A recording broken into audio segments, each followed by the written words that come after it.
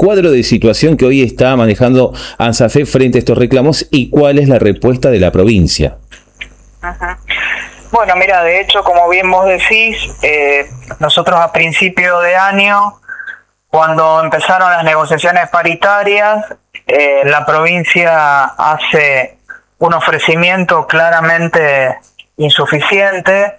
De hecho, cuando se pone a consideración de toda la docencia define rechazar esa propuesta paritaria y bueno, y entre el rechazo, digamos, se definen también algunas medidas de acción con respecto al tema del reclamo y de la protesta. Y la verdad que esa paritaria lamentablemente termina con un decreto donde el gobierno provincial unilateralmente otorga el aumento, aún a pesar del rechazo de la docencia, otorga el aumento por decreto. Y eso desencadena el hecho de una serie de medidas que se habían votado y que la docencia había definido. Entre esas medidas, una de las formas de reclamo para visibilizar y para que la comunidad también conociera cuál es el estado de situación de la docencia y de las escuelas en general, era establecer o instalar una carpa blanca de la dignidad donde se pudiera un poco convocar no solamente a los docentes o de la cual pudieran participar los docentes, tanto activos como jubilados, sino también el hecho de que la comunidad pudiera acercarse y pudiera conocer qué es lo que está reclamando o qué es lo que estamos reclamando, que no tiene que ver únicamente con el aumento salarial, sino que también tiene que ver con otras condiciones que afectan no solamente al docente en particular, sino también al funcionamiento de las escuelas en general. La carpa iba a ser una carpa itinerante, o sea, no iba a estar únicamente en Rosario o en Santa Fe, capital, sino que iba a itinerar por las distintas localidades. Y en ese sentido, la semana que viene vamos a tener la visita de la carpa aquí en el departamento Iriondo. El día lunes 27 va a estar instalada en la localidad de Totoras y el día martes y miércoles va a estar instalada aquí en Cañada de Gómez, donde está nuestra sede sindical. ¿Con qué nos encontramos en una carpa, por ejemplo, ese día? Mira, va a haber distintas actividades, porque como siempre nosotros planteamos, el docente aún cuando reclama sigue enseñando. Claro. El sentido de nuestro oficio es enseñar. Así que en ese sentido hay diferentes en la agenda de los 3 días, hay diferentes actividades que tienen que ver con lo pedagógico, que tienen que ver con lo expresivo, que tienen que ver con lo cultural. Por ejemplo, uno de los temas que vamos a abordar es la cuestión de la violencia o los vínculos dentro del ámbito escolar o que afectan, las situaciones que afectan a la escuela. Porque bueno, claramente a partir de los episodios, algunos de ellos muy lamentables que han sucedido en nuestra provincia, uno enseguida puede observar que la escuela no es la que origina las situaciones de violencia. La escuela es la caja de resonancia donde se producen o donde repercuten tal cual situaciones que la trascienden indudablemente. Y la escuela muchas veces tiene que generar estrategias de contención o de intervención, pero su tarea tiene que quedar claro, a la comunidad le tiene que quedar claro que las intervenciones que hace la escuela tienen que ver con su sentido, y el sentido es formativo y pedagógico. No puede intervenir de otra manera porque no tiene la responsabilidad, pero tampoco tiene la capacidad para hacerlo. O sea, son otros los organismos o las instituciones que intervienen desde o pueden intervenir desde otro lugar. Entonces, la verdad que en ese sentido va a ser uno de los ejes que se va a abordar en la carpa. Después también tenemos otros ejes que tienen que ver con la salud mental, que está también ligado a esta problemática, que tiene que ver con el funcionamiento del IAPU, que tiene que ver con la modalidad especial, que tiene que ver con la jubilación, o sea, nosotros hemos hablado en varias oportunidades Sí. con ustedes lo que significa para nuestros docentes jubilados hoy en día la ley que está vigente, cómo nos afecta y todo lo demás. Fíjate que yo te nombré algunas de las cuestiones o algunos de los ejes que forman parte de nuestro pliego que se van a visibilizar en actividades concretas donde la comunidad va a poder acercarse a escuchar, a conversar, a intercambiar y a adherir solidariamente a todo lo que se está reclamando.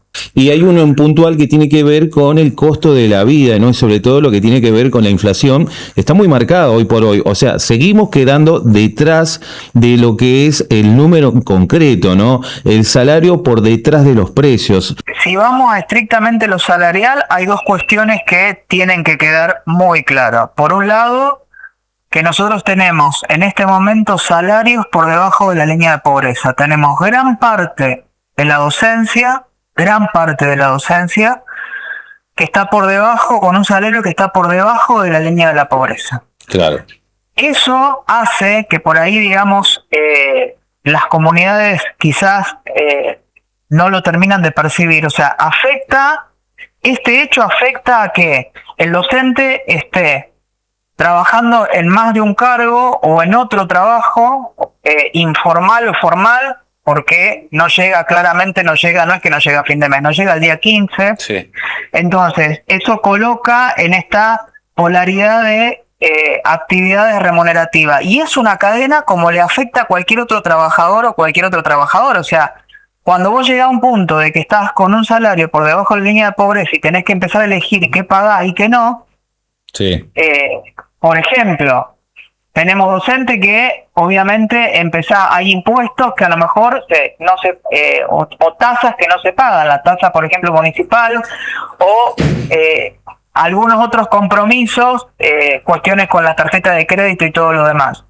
Y por otro lado, en esto que vos decías, verdaderamente nosotros planteábamos a principio de año, sin tomar la deuda con la cual ingresó este gobierno, que se sigue reclamando una deuda paritaria de un porcentaje que nunca se dio, que no se reconoció tampoco.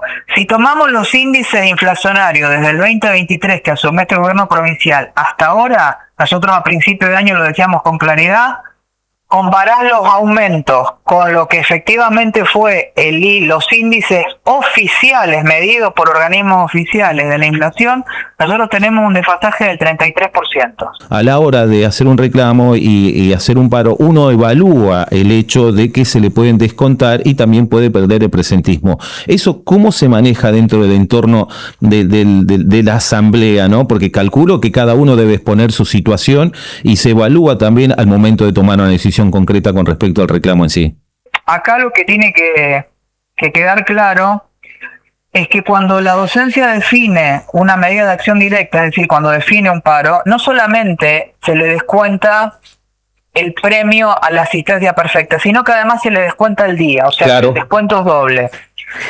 Por eso, cuando se define el rechazo, cuando la docencia define el rechazo por asamblea, el plan que se vota, que se propone, que se construye, no es solamente la medida de acción directa en sí, el paro. Paro fue un solo día, fue no inicio, que fue también un momento clave, importante, fue no inicio con un paro de 24 horas donde movilizamos a Santa Fe, donde déjame decirte que hubo más de 10.000 personas en esta movilización. Sí, o sea que ahí cae el discurso oficial de que de que no había habido adhesión y demás, y éramos solamente docentes, o sea, movilizamos los docentes nucleados en SADOC y los docentes nucleados en AMSAFE.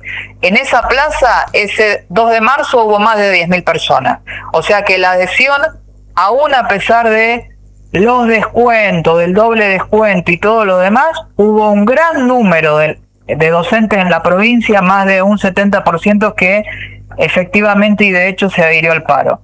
Pero más allá de eso, no fue solamente esa medida aislada. Fíjate que hablamos de un plan de lucha sostenido en el tiempo. Ese plan de lucha, sabiendo que desde el otro lado el castigo es el doble descuento y todo lo demás, La medida de acción de paro fue solamente un día y después se fueron haciendo distintas acciones de reclamo y de protesta sostenida en el tiempo. Por ejemplo, en la localidad de Totora, acá en Cañada de Gómez, sí, en otras localidades del departamento, se fueron haciendo semaforazos, se fueron haciendo cartelazos en determinados horarios fuera del horario escolar, donde vos podías ver sobre la ruta, protestando, manifestándose de manera pacífica durante un determinado lapso de tiempo. Esto también fue una medida de acción que se planteó con respecto al reclamo. Y ahora la carpa, que ya hace más de un mes que viene recorriendo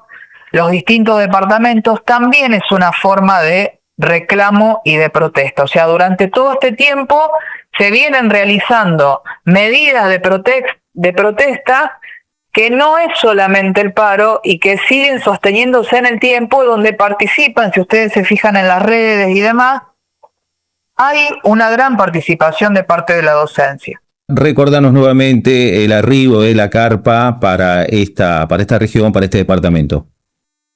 En principio ahora el día lunes en Totoras, desde las 11 de la mañana hasta las 20 horas aproximadamente, y martes y miércoles va a estar en Cañada de Gómez, el día martes desde las 11 de la mañana hasta las 21, 22 horas, y el día miércoles desde las 9 de la mañana también hasta las 20, 21 horas. Después les vamos a estar compartiendo la agenda de actividades, porque hay actividades que van dirigidas o destinadas a los adultos, pero también hay actividades destinadas a los estudiantes, a las infancias y a las juventudes. Así que les vamos a hacer llegar las actividades para que la comunidad conozca y se pueda sumar a participar en la temática que más les interesa.